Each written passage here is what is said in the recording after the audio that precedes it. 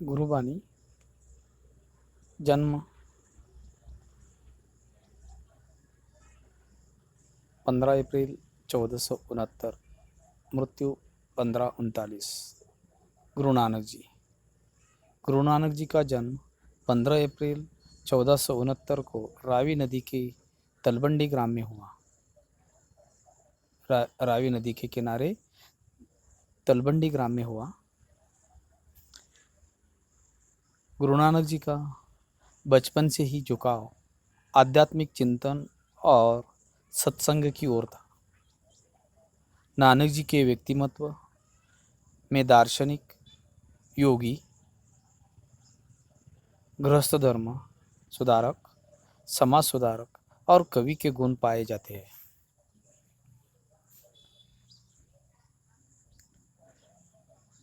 नानक जी को सर्वेश्वरवादी, सभी धर्मों को समान दृष्टि से देखने वाले कवि कहे जाते हैं। नानक जी ने विश्व बंधुत्व की पुष्टि की है। मतलब सर्वेश्वरवादी, सभी धर्म वर्गों को समान दृष्टि से देखने वाले नानक जी ने विश्व बंधुत्व की पुष्टि की है। काव्य भाषा में फारसी, मुक्तानी, पंजाबी, सिंधी, खड़ी बोली और अरबी भाषा के शब्द दिखाई देते हैं या समाये हुए हैं। सहज सरल भाषा में अपनी बात कहने में सिद्धहस्त है। कौन? नानक जी क्या है? सहज सरल भाषा में अपनी बात कहने में सिद्धहस्त है। प्रमुख कृतियां नानक जी समझते हैं। गुरु ग्रंथ साहिब आदि। विधा परिचय में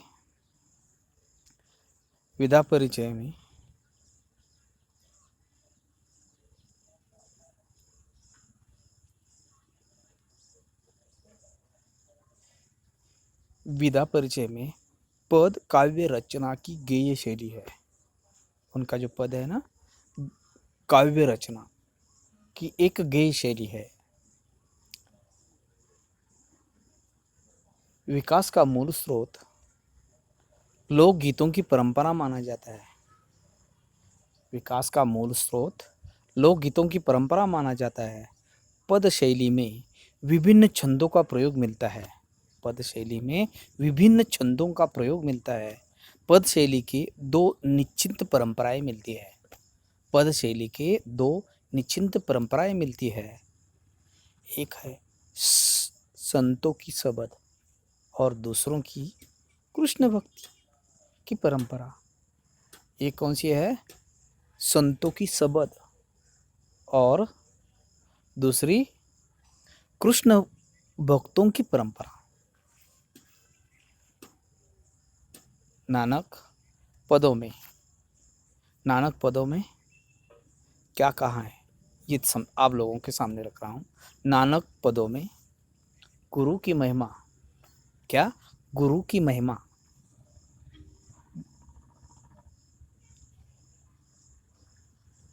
गुरु की महिमा, कर्म की महानता। देखिए, गुरु की महिमा, कर्म की महानता, सच्ची शिक्षा आदि विचार व्यक्त किए गए हैं।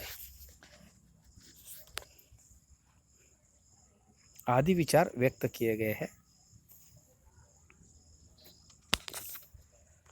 मनुष्य जीवन को उदात्त और चरित्रवान बनाने में गुरु का मार्गदर्शन, मनुष्य के जीवन को उदात्त और चरित्रवान बनाने में गुरु का मार्गदर्शन यानी कि मनुष्य को उत्तम कार्य और सच्ची शिक्षा का बड़ा योगदान रहता है। क्या कहा? मनुष्य के जीवन को उदात्त और चरित्रवान बनाने में गुरु का मार्गदर्शन, किसी भी मनुष्य को चरित्रवान बनाने के लिए या गुणवान बनाने के लिए गुरु का मार्गदर्शन क्या होता है? उपयुक्त होता है। मनुष्य के उत्तम कार्य और सच्ची शिक्षा का बड़ा योगदान उसमें रहता है। गुरु द्वारा दिए जाने वाला ज्ञान, देखिए, गुरु द्वारा दिया जाने वाला ज्ञान ही शिष्य की सबसे बड़ी पूंजी है। धन कौन सा है? तो ज्ञान किसके द्वारा दिया जाता है? गुरु के द्वारा। गुरु के द्वारा दिया जाने वाला ज्ञान ही शिष्य की सबसे बड़ी पूंजी है। संसार मनुष्य की जाति का नहीं, संसार मनुष्य की जाति का नहीं, उसके उत्तम कर्म का सम्मान करता है। आप लोगों को तो मालूम है। देखिए आजकल हम लोग, जो कोई देश में महान होता है उसकी जाति पाति के बारे में कभी विचार नहीं करते या कभी किसी के बारे में सोचते नहीं।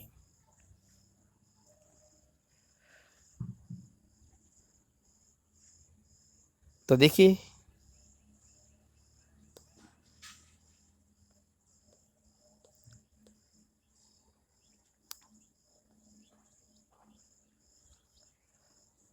अगली उद्दिष्ट या अगली बात, मनुष्य का श्रेष्ठत्व उसके अच्छे कर्मों से सिद्ध होता है। मनुष्य का श्रेष्ठत्व उसके अच्छे कर्मों से श्रेष्ठ होता है या सिद्ध होता है, न कि उसकी जाति और वर्गों से। मनुष्य का श्रेष्ठत्व या उसके अच्छे कर्मों से सिद्ध होता है या न उसकी जाति और वर्गों से। नानक जी ने कर्मकांड और बाह्याडंबर को विरोध किया है। कविता के ये खूबियाँ है या वैशिष्ट्य है, ये सारी बातें आप लोगों के सम्मुख मैंने रखी। अब गुरु नानक के पहले पद की ओर हम चले आते हैं। गुरु नानक के पहले पद की ओर हम चले आते हैं। तो देखिए पहला पद क्या है, ध्यान से सुनिए। नानक गुरु न चेतनी, नानक गुरु न चेतनी मनि आपने सुचेत। नानक गुरु न चेतनी मनि अपने सुचेत, छूते तिल बुआड़ जीव, छूते तिल बुआड़ जीव, सुए अंदर खेत, सुए अंदर खेत। तीसरी पंक्ति, खेते अंदर छूट्या, खेते अंदर छूट्या, कहू नानक सहुनाय, कहू नानक सहुनाय, फली अही फुली, फली अही फुली, अही बपुड़े भी तन विच सवाय। ये चार पंक्तियां यानी कि पद आप लोगों को कैसे समझ में आता है देख लीजिए। फिर एक बार दोहरा देता हूँ, उसी को ठीक तरह से समझाने की कोशिश करता हूँ। पहले पढ़ाता हूँ या पढ़ रहा हूँ। नानक गुरु न चेतनी मनि अपने सुचेत, छूते तिल बुआड़ जीव, सुए अंदर खेत, खेते अंदर छुट्या, कहू नानक सहुनाय, फली अही फुली अही, बपुड़े भी तन विचस्वाय। ये पद इन पदों में, इस पदों में या कविता का जो ये अंश है या पद्यांश है, इसी में आने वाले जो शब्द है वे शब्द पहले सुनना है। पहला शब्द है चेतनी, चेतना, महसूस करना। सुए, सोए हुए। मनी, मन।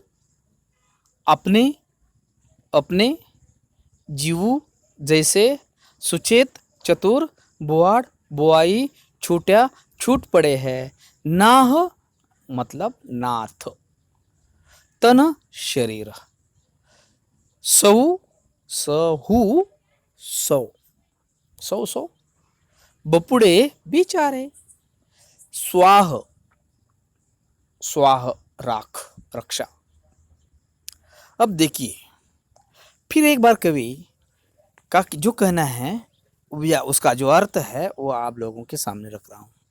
कवि गुरु नानक जी कहते हैं, कवि क्या कहते हैं, कवि गुरु नानक जी क्या कहते हैं कि, कवि गुरु नानक जी कहते हैं कि जो लोग गुरु को याद नहीं करते, जो लोग गुरु को याद नहीं करते हैं, उनके बातों को याद नहीं करते हैं, उनके बातों को नहीं मानते हैं, अर्थात लापरवाही बरतते हैं और अपने आप को ही ज्ञानी समझने लगते हैं या अपने आप को ही ज्ञानी समझते हैं। कहने का तात्पर्य यह है कि वे खुद चतुर बनते हैं।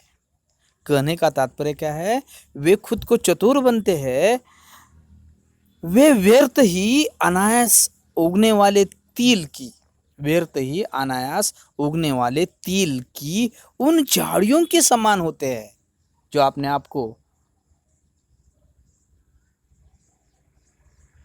श्रेष्ठ मानता है, गुरु को याद नहीं करता उन्हीं के बारे में,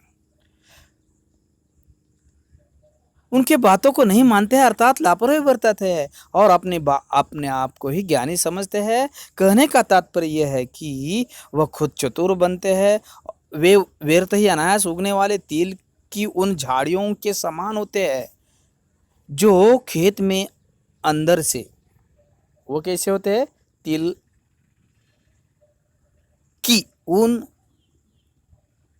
झाड़ियों की तरह होते हैं जिसका कोई मालिक नहीं होता। जैसे तिल की उन झाड़ियों के समान होते हैं जो खेत के अंदर से जले हुए हालात में पड़े होते हैं, जिसका कोई मालिक नहीं होता या जिसका कोई मालिक नहीं बनता है। दुनिया के लोग ऐसे लोगों से किनारा कर लेते हैं। दुनिया के लोग ऐसे लोगों से किनारा कर लेते हैं जिसका कोई मालिक नहीं बनता है।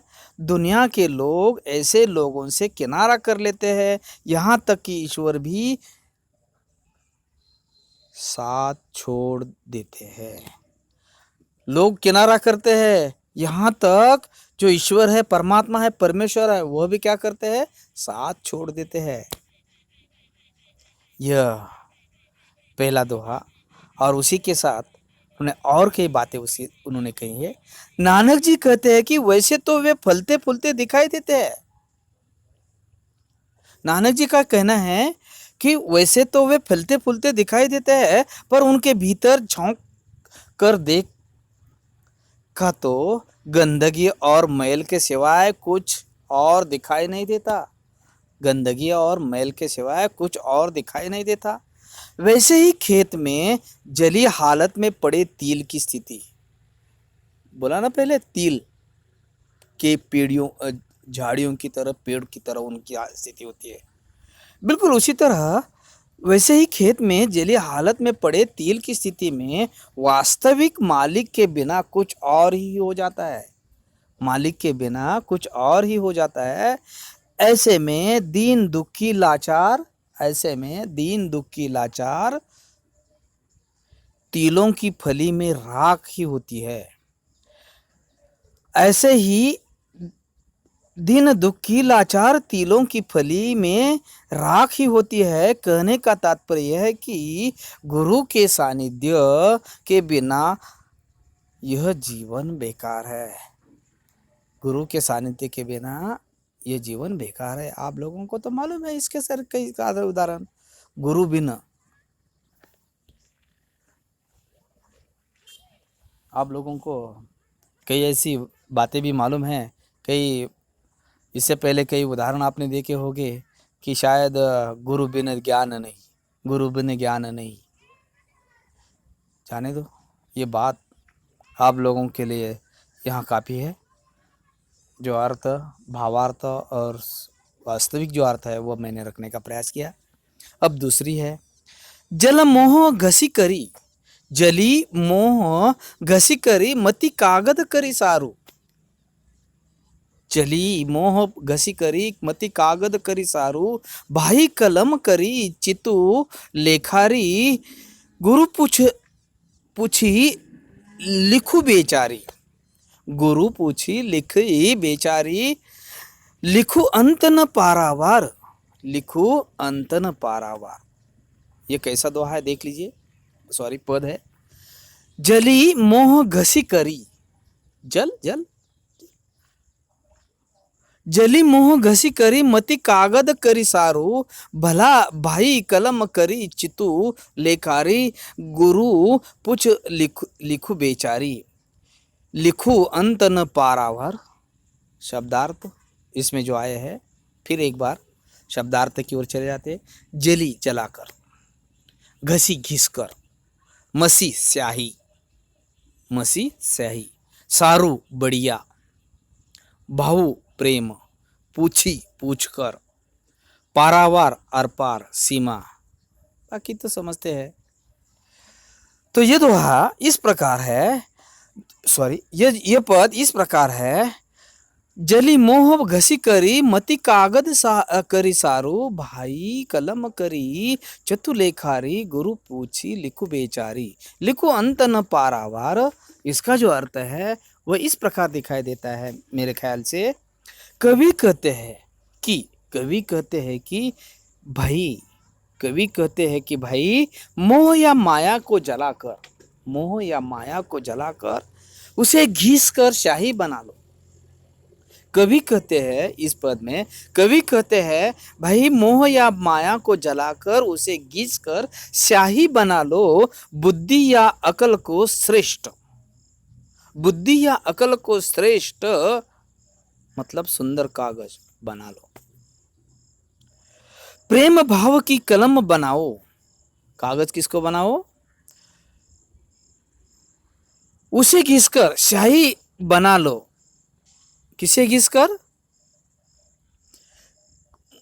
मोह या माया को जलाकर उसे घिसकर स्याही बना लो, बुद्धि या अक्ल को, बुद्धि और अक्ल को श्रेष्ठ सुंदर कागज बना लो। प्रेम भाव की कलम, और प्रेम भाव की कलम बनाओ, चित्त को लेखक बनाओ। फिर गुरु से पूछकर अर्थात शिक्षा लेकर यह कृपा दृष्टि प्राप्त करके सोच विचार करे, ईश्वर के नाम की स्तुति लिखो, ईश्वर के नाम की स्तुति लिखो, प्रभु का गुणगान व विचार लिखो। यह भी लिखो कि उस प्रभु का न कोई अंत है और न कोई सीमा है। प्रभु के बारे में उनका जो कहना है, सोच विचार करे, ईश्वर के नाम की स्तुति लिखो, प्रभु का गुणगान वो विचार लिखो। यह भी लिखो कि उस प्रभु का न कोई अंत है और न कोई सीमा है, वह तो अनंत है, वह तो क्या है? अनंत है। इस तरह इस पद में या इस काव्य रचना के पद्यांश में यह अर्थ निकल कर सामने आता है।